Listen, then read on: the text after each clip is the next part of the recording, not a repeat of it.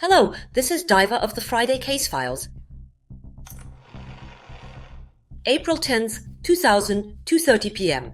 A robber breaks into a luxury home located in Wonseongdong, Cheonan, Cheongnam. This is the home of Mr. Kim, a 55-year-old small business owner. Since no one was home at the time, the intruder easily climbed over the wall and entered the house. He first went to the kitchen and grabbed a knife that could be used as a weapon. Then he went into the bathroom and even took the time to relieve himself. But then, just a short while later, Mrs. Lee, Mr. Kim's 51-year-old wife, happens to return home from her outing. Unfortunately, she was soon taken hostage. The intruder threatened her with a weapon and shouted for all the money in the house. Though Mrs. Lee handed over the 3 million won in cash from the house, the intruder was not satisfied. Next, he inquired if there was anyone else who could bring more money, to which Mrs. Lee responded that her husband could withdraw some cash. The criminal demanded 10 million won. A moment later, Mrs. Lee, with trembling hands, called her husband. The criminal was right next to her. He had a knife, but at that moment, the wife thought quickly. Usually she would call her husband sweetly, honey. This time, however, she intentionally used a different, less familiar term. She wanted to hint that something was off. Moreover, she repeatedly asked, "Do you understand? Do you understand?" trying to keep the awkward conversation going. Hearing this, Mr. Kim realized the situation. He called the police immediately. Shortly after, the police began to surround the house. Then, a detective posing as her husband entered the house and handed the bag of money to the criminal. The criminal, satisfied, took the money and immediately left the house. At that moment, the undercover officers fired tear gas guns and launched their arrest operation, initiating a chase that ensued from there. The criminal, with remarkable agility, swiftly climbed over the wall. After vaulting over nearly half a dozen fences, he was eventually apprehended by a detective at a nearby home. Captured at the scene was Doo-yeong, who was 32 years old at the time. He was transferred to the Cheonan police station for questioning. At that moment, Sergeant Lee Kwan-woo, who was working as a forensic investigator there, happened to see the suspect's face and found it somewhat familiar. So, after thinking carefully, he realized it was about a month ago. He looked similar to the suspect in the Busan Seo-dae-shin-dong murder case. Upon further verification, the footprints and shoe size left by the perpetrator at that crime scene matched exactly with the ones Doo-yeong was wearing. Additionally, he had a criminal record for a murder he committed in Busan in the past. Doo-yeong vehemently denies these allegations.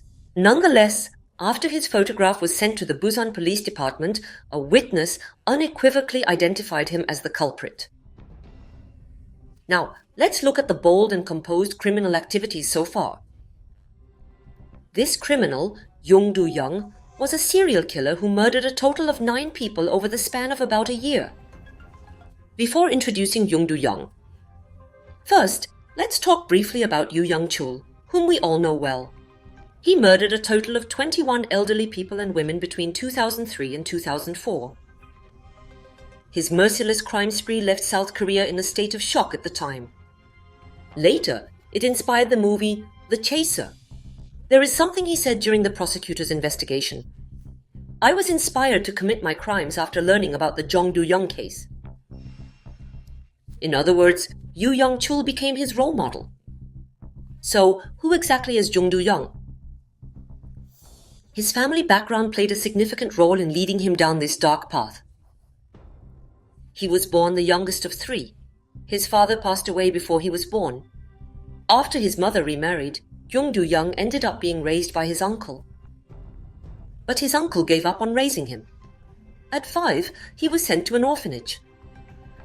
When he was about 7 years old, his mother managed to find him again. However, shortly after, he was once more sent back to the orphanage. Having been abandoned by his family not once but twice, he fell into a life of crime. Jeong Doo-yeong was said to be shorter and more petite compared to his peers. In the beginning, he resorted to violence as a means of self-defense. After leaving the orphanage at the age of 15, he then turned to a life of crime, stealing and selling items to make ends meet. Then, in May 1986, at 18, he entered an elementary school in Busan. He went in to rob. But here he came face to face with a teacher. He stabbed the teacher with a weapon and fled. Luckily, the vital organs were missed. There was no threat to life. But a month later, young Doo-yeong stabbed the security guard who was questioning him. He killed him.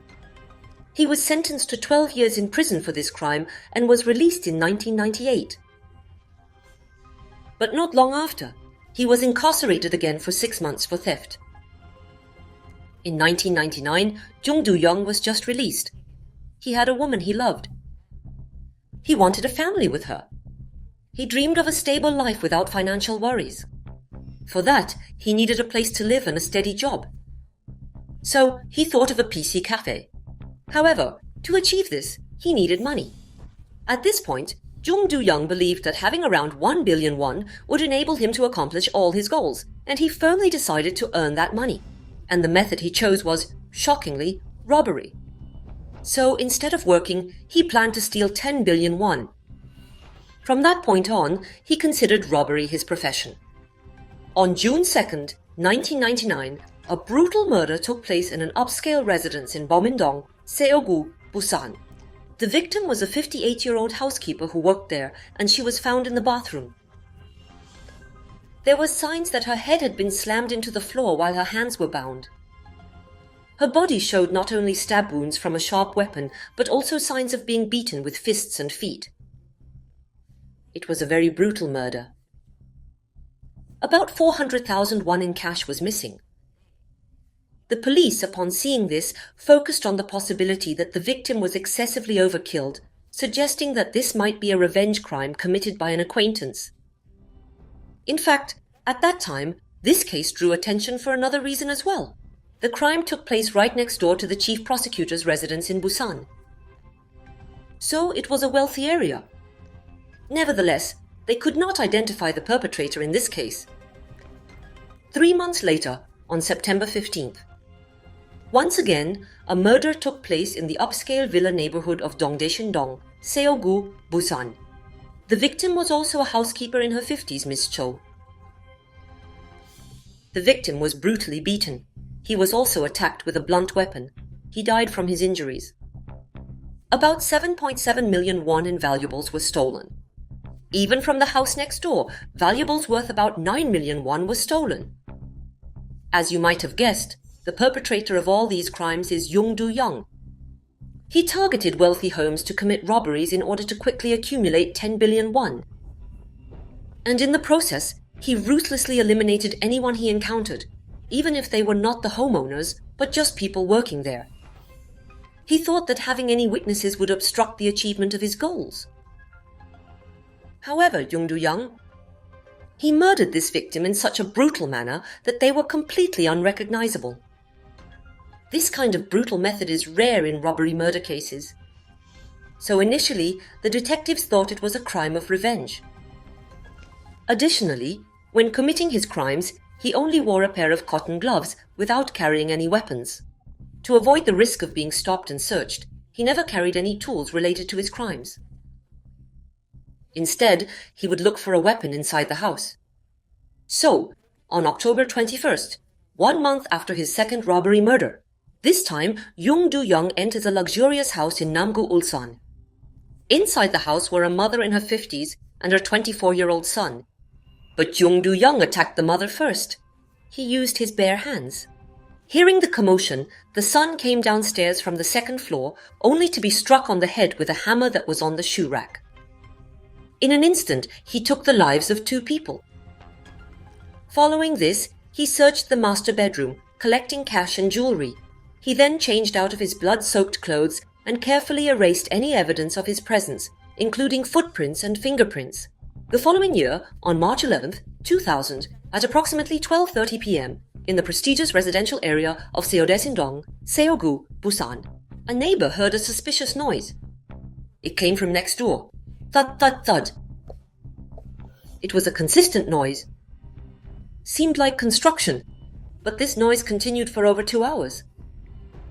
In fact, This was the result of a horrifying crime. On the same day in the morning, Doo-yeong climbed over the wall of the luxury house he had previously marked. This was businessman Mr. Park's home. Doo-yeong first encountered the housekeeper Miss Kim and the homeowner's sister-in-law. And shortly after, both were found with broken ribs on both sides. Their skulls were shattered, and they were killed in a horrific manner. Afterward, he ransacked the house and gathered up all the valuables he could find. But just then, there was the sound of the front door opening and someone entering. It was the homeowner's wife, Mrs. Park, who had gone out for a morning workout. When Doo-yeong saw her, he grabbed a baseball bat. He then began to beat her mercilessly. At this moment, the wife desperately pleaded for her life, saying she had a newborn baby. Actually, in the living room, there was a 17-month-old baby. In that moment, Doo-yeong's heart softened. So instead, he ordered Mrs. Park to cover herself with a blanket. After that, he grabbed a dumbbell and began pounding on the safe in the house. That was the source of the noise. Looking back at the scene, there were 2 bodies soaked in blood in the living room. And there was also a newborn baby trembling under a blanket. Even in this situation, his goal for the next 2 hours was singular. He had to take the money from the safe. After 2 hours, as soon as the safe door opened, Doo-yeong grabbed 7 million won in cash and disappeared with it. Just before he made his escape, he left the victim with these words: "Make sure to raise the baby well. If you report it, you'll die." Hey everyone! This was the first time Doo-yeong spared the life of a witness who had seen his face. But why? Later, during a police investigation, he revealed, "If I had killed that woman, the child would have been left without a mother." This decision likely stemmed from his own painful experiences of being abandoned by his mother twice in the past. Anyway, the robberies and murders went on. Then, on April 8th, just a month later, Doo-yeong jumped over the wall again. This time, it was the mansion of the chairman of a steel company located in Oncheon-dong, Dongnae-gu, Busan. He broke in through the back door and first grabbed a kitchen knife. It was the same method. And soon after, he met the chairman's wife, Mrs. Sun, in her 70s. Without hesitation, he stabbed her in the neck, which the housekeeper witnessed, causing her to scream in horror. She was killed as well. Soon after, Mr. Kim, a relative in his 70s who was in the house, was beaten by Doo-yeong and fainted. Finally, he dragged Chairman Jeong to the master bedroom and forced him to open the safe. There, he took 24 million won in cash and checks. Afterward, Chairman Jeong was also stabbed multiple times and killed, and then he fled. In this house, at least, the relative Mr. Kim, who had been severely beaten earlier, was just barely clinging to life. Wait, how many houses has he robbed? And how many people has he killed? Nevertheless, there were 2 people who managed to survive, were Mrs. Park, the mother, and Mr. Kim, the chairman's relative. From their testimonies, a sketch of Doo-yeong was created. And then, this case gained nationwide attention through a well-known public investigation program called Incident 25 Hours. Now that his face was known, he had to avoid being tracked. So, he moved to a different region. He moved to Cheongnam. There, he continued his crimes. Then, during the Cheonan robbery and hostage crisis that we discussed earlier, he was finally noticed by a keen-eyed police officer, which ultimately led to the halting of his murderous rampage. Jeong Doo-yeong. From June 1999 to April 2000, over a span of 10 months, he brutally murdered 9 individuals and left 10 others with severe injuries. Before that, including the murder of a security guard with a criminal record, he took a total of 10 lives. The total amount he stole was about 320 million won. When he was caught, he had 130 million won in his account. He also had a rented apartment in Haeundae, Busan. But in fact, this was quite unexpected for the police. In general, most thieves tend to squander the stolen money on entertainment and pleasure. His behavior, however, was quite different from this pattern. It was all for the goal of achieving 10 billion won and to create a happy and stable family. The intention might have been good, but the methods he chose involved murder and robbery, shattering other families in the process. As a side note, Doo-yeong's cohabiting partner and his prospective mother-in-law were completely convinced that he was a diligent and kind businessman who was simply good at making money. They were completely fooled too. Subsequently, the trial proceeded. Doo-yeong was sentenced to death in the first trial. The decision was confirmed, and he is currently serving time as a pre-trial detainee at Daejeon prison. This is not the end. However, in September 2016, Doo-yeong, who had been slowly fading from the public's memory, made headlines once more. Around 15 or 16 years into his sentence, news emerged that Doo-yeong had tried to escape. September 8, 2016, 7 a.m., he grabbed the ladder he had secretly hidden in the workshop. Doo-yeong, who used to work in this workshop making electrical wires, meticulously collected plastic materials over time, and with great effort, he managed to create a 3-meter-long folding ladder. With this makeshift ladder, he sprinted towards the prison wall. To explain briefly, the Daejeon prison where he was incarcerated has a triple-layered wall structure. First, there's a barbed wire fence. Then, a wall equipped with detection sensors. And finally, a barrier that leads to the outside. Doo-yeong started by placing a blanket over the barbed wire. Then, he climbed up using the ladder. He got over the second wall the same way, using the ladder and the blanket. After that, he quickly made his way to the third wall, but the sensor on the second wall had already been triggered. As he tried to position the ladder on the third wall in haste, it suddenly twisted and broke apart. Soon after, Doo-yeong was caught by the prison guards. This was his escape attempt. Just 7 minutes. If the ladder hadn't broken, he could have escaped if he had climbed the wall a moment earlier. In the end, he was charged with attempted escape and received an additional 10-month prison sentence.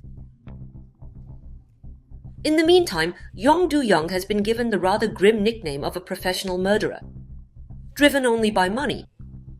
He claimed that his urge to commit murder stemmed from a longing to lead a normal life. But let me remind you again, his methods were incredibly brutal. With a knife, stabbed violently, unrecognizable bodies. He mercilessly beat them with what seemed like a club, committing a brutal overkill. Maybe his instinct to kill, was it just a flimsy excuse wrapped up in the guise of money? When Doo-yeong was arrested, he said the following: "A demon lives inside me. I think this is wrong." Doo-yeong, he was already a demon himself. This has been Jessica from Friday Case Files.